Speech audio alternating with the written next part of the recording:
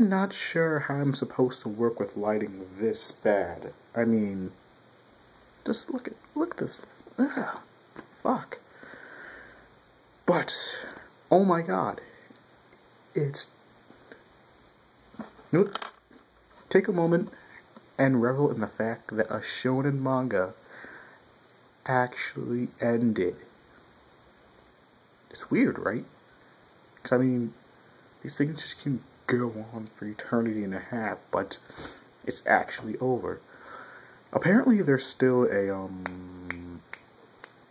there's a third part to the Good News of Kumagawa special that's coming out. But no release date. Is it coming next week? Is it coming... I think it says it's going to be published in Jump next, but I don't know. Not considering I still haven't even seen the Naruto historical thing. I mean, what the hell, man? Where is it? But whatever. This chapter. So Zenkichi bursts in, and he's like, and Medaka's like he's like, oh my god, look how I told you. And Marcus gets like assaulted by dog lickings, and it's like, the hell? So it's like, he's like, and there's a lot of narration throughout this chapter, considering it's the ending chapter. I'm not surprised, but it's like that, all that, that mean-spirited eccentricness, all that blah blah blah, practically just goes away.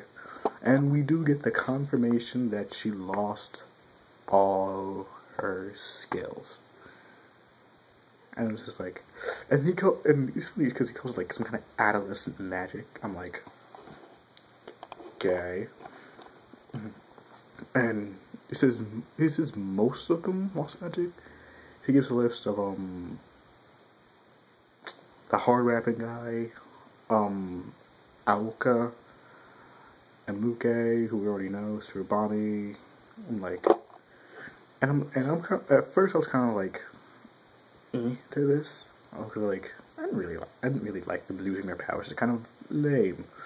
Although apparently Shiranui and Nase still have their powers, and Zenkichi was like, I was actually getting pretty worried that mine went away when I was 22. I was like, okay. So I'm like, being an adult in this world kind of sucks if that happens, but here's the thing that kind of wraps up, because like, as I said before, like, the skills being tied to your personality is like characterization in a can. You barely have to do any damn thing, which is kind of genius in a way, honestly. I still can't stand the fucking lighting. This is the closest to that, but yeah. So he's like, just like things that there are also things that disappear after fulfilling their purpose. We talk about the skills. So what this kind of reminds me of, like, if any of you take psychology, do you know what defense mechanisms are? Like regressing your memories, suppressing memories, blah blah blah, on and on. And skills kind of seem like a form of that. So it kind of seems like the skills are just like forms of expression, which, you gotta wonder what kind of world you're living in when expressing yourselves results in crazy shit like this. But I think that's like, I don't know. This is like, because it makes me wonder, like, so did Kumagawa lose his powers? Because when you think about it, the guy's a born loser, and since he kind of lost his star of loserdom, does he have like, what is it? Does he like eventually come out of the losers? And by the way, we don't see Kumagawa at all in this chapter. I'm like, well, that sucks. And what made that even worse was that they kind of like cover that up by saying, yeah, you know how those guys are. Like anshin'in and Kumagawa, like, yeah, the fact that they haven't shown us means that they're probably doing fine.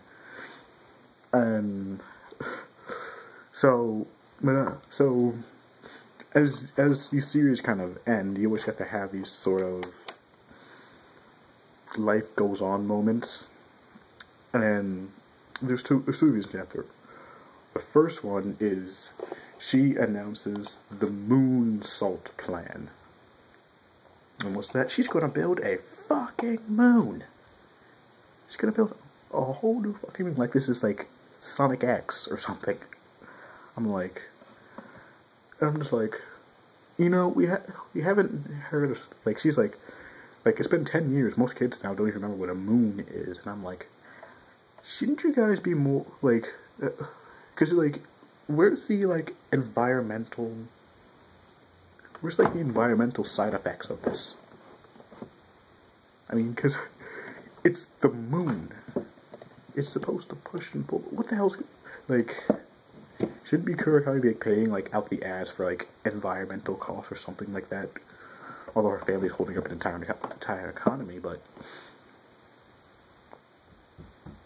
this is something I thought was missing. So then she busts out the two name tags from Kumigawa and Anshin'in, and Kumigawa and Zenkichi's Kumigawa, he wrote.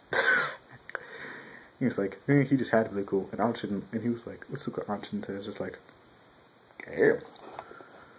And what happens at the end of that was pretty, because they show him at the very last pages, and it was kind of like, oh my god, okay. So he busts out the suggestion box where he stores all of them. And then Zenkichi challenges Medaka to a fight. It's like, if I win, now you have to marry me. And she's like, bring it on. If I win, then you have to marry me. It's like, of course I'm prepared for that. Then he has that Zenkichi face, that famous Zenkichi face. Like, isn't that the same thing?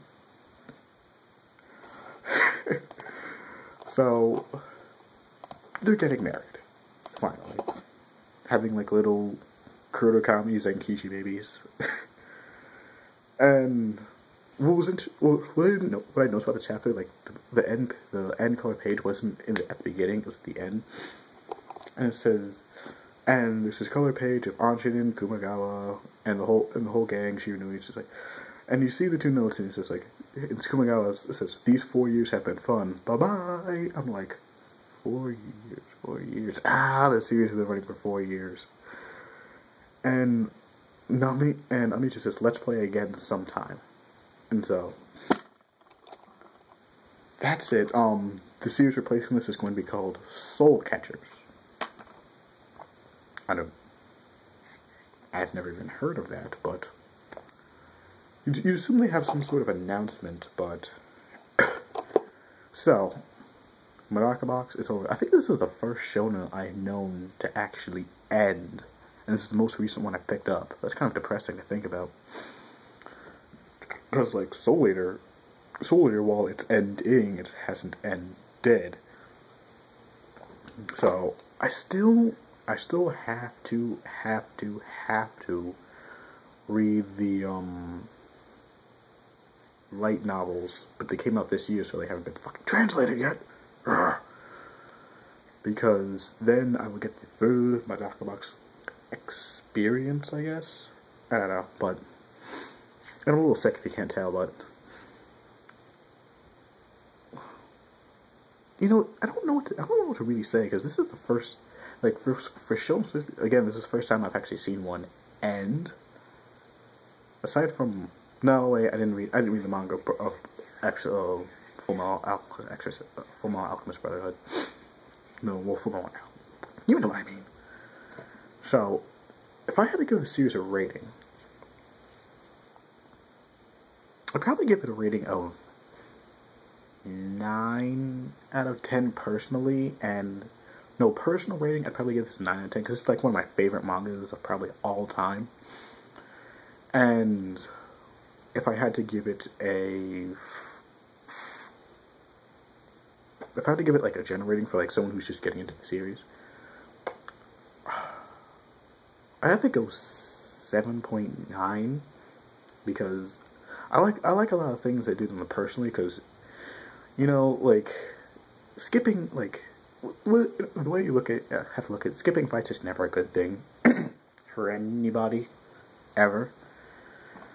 And as you can see, like there's a lot of people who are getting like annoyed, like I know because like Bankai specifically, Bankai 922, he got pretty annoyed, and like you could tell from the comments that a lot of people got annoyed towards the end of the series with like the author just subverting and averting tropes like left and right, because like if you know the last little bit of the manga got a little bit spotty, I want to say, but it's because like I think when people I don't think the problem is people don't seem to understand that it's not a shonen per se, it's a shonen satire.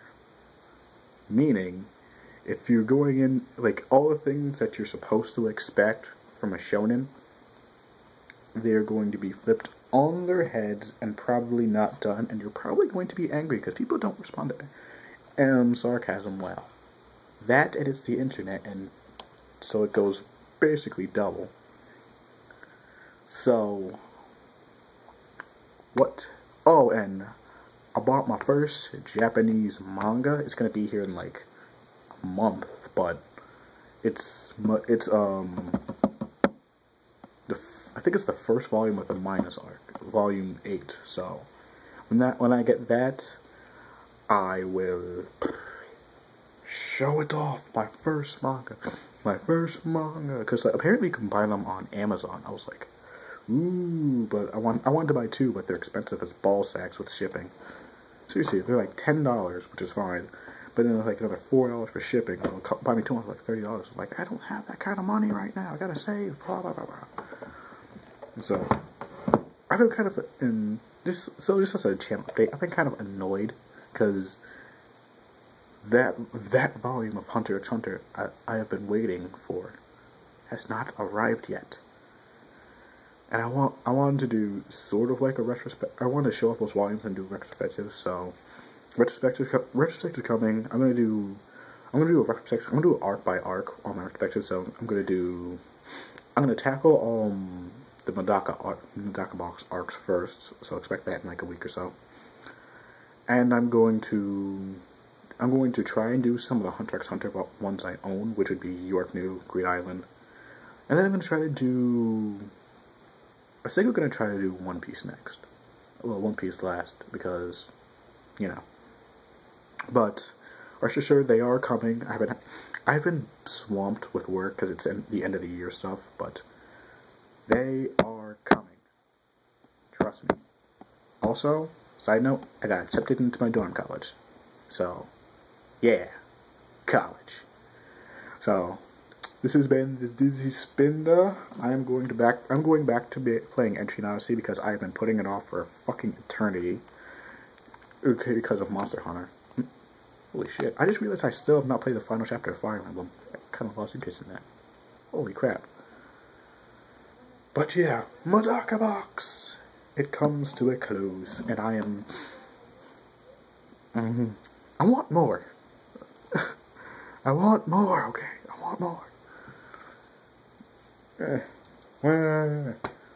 Actually, I'm pretty interested to see if the Japanese manga actually keeps the color pages. That'd be interesting, but I doubt it. So, goodbye, all, and recommend me something new to review, because I'm pretty much open to anything at this point.